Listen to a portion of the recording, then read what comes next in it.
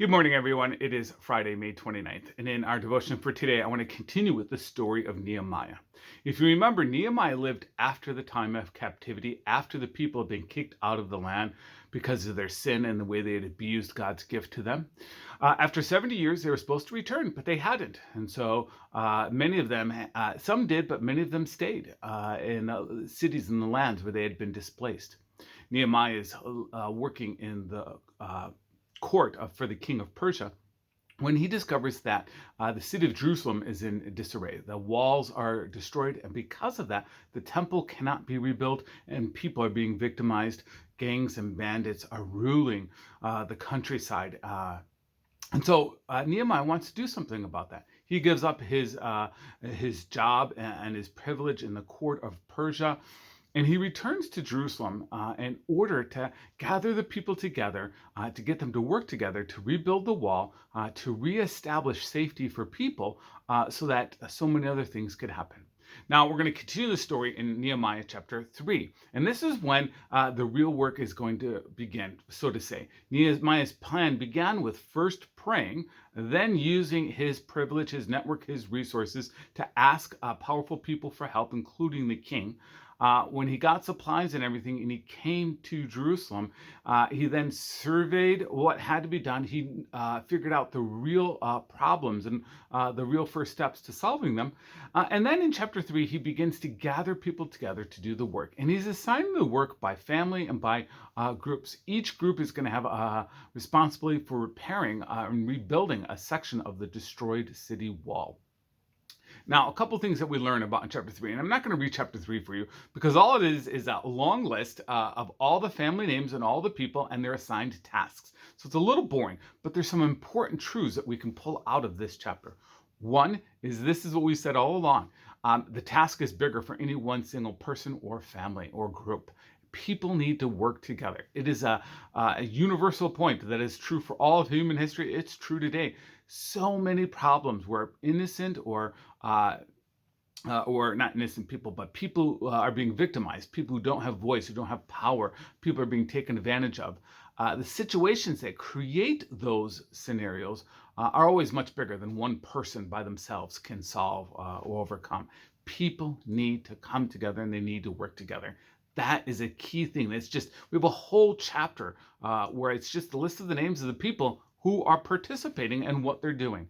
And it seems like overkill. Why do you need to list every single name, every single person, every single assigned task? Well, I think it's because so that we, as we read it, can see how big of a task it is and how many people need to come together and that they need to work together.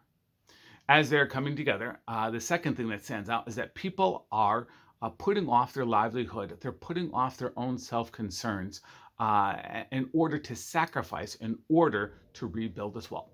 Nehemiah did not have enough supplies to last everything. So everybody has to bring their own supplies. He didn't have enough to, everybody else had to contribute a little bit on top of what Nehemiah brought with him. People are sacrificing. Many of them are putting aside their livelihood, their work, in order to repair this wall.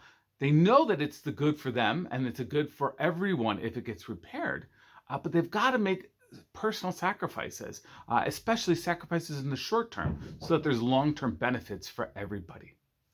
Thirdly is the temple. The temple is the centerpiece of how the nation of Israel worshiped God.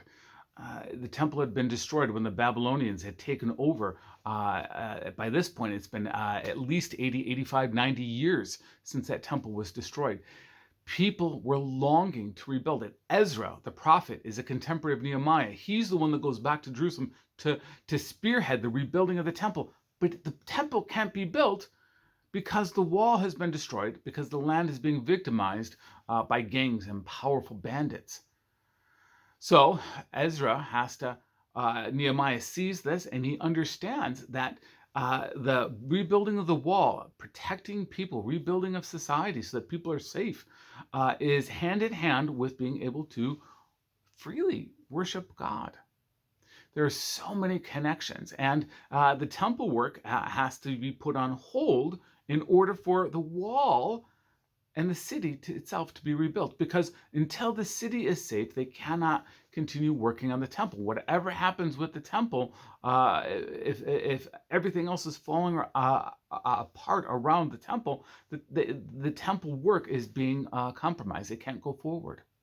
And so this is part of the story that we see in happening uh, in Jerusalem as Nehemiah is attempting to be able to do this monumental task. He's doing it because he's giving people vision, because he's organizing people, because he's breaking down the large task into smaller tasks, because people are coming together and working. But also, people are putting aside their differences, at least for now. You see, what is not mentioned in this chapter that's going to be fleshed out a little bit longer later on in the story is that there were some grudges going on amongst these people. People were not getting along. There were people inside Jerusalem that were making money off of the suffering of other people. So they're going to try and undermine this work. There's going to be problems. But the people working themselves, they have to set aside their grudges, their complaints, their interpersonal issues in order for this monumental task to get done. And the only way they're able to do that, the only way this task can keep going forward, is if people understand and remember, first of all, that this is God's plan. This is what God desires. And two, the ultimate goal is to provide protection for those who are vulnerable, for those who are being victimized, for those who are being taken advantage of. That's why they're doing this. Not just for their own personal benefit. They're doing it for the benefit of others. And as long as they keep those two goals, those two truths at the forefront of their minds, that this is God moving, God working, and they're joining on board with what God's doing, and that the long-term goal is to protect those who are being victimized, then it's easier for them to make those sacrifices. It's easier for them not to get caught up in their grudges with their neighbors, who's right there helping them in the next section over to repair the wall.